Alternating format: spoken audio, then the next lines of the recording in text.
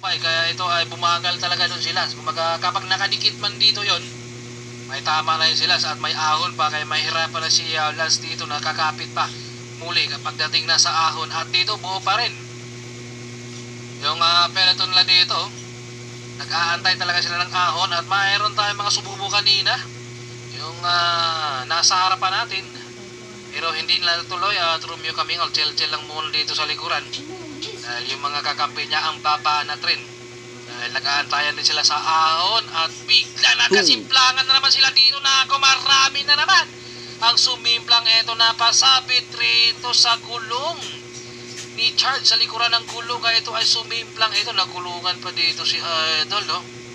Kaya ito ay napapailing dito si Arvin Armendez doon. Sumabit yung harapan ng gulong niya sa likuran ng gulong ni Charles Clifford ng team SDC.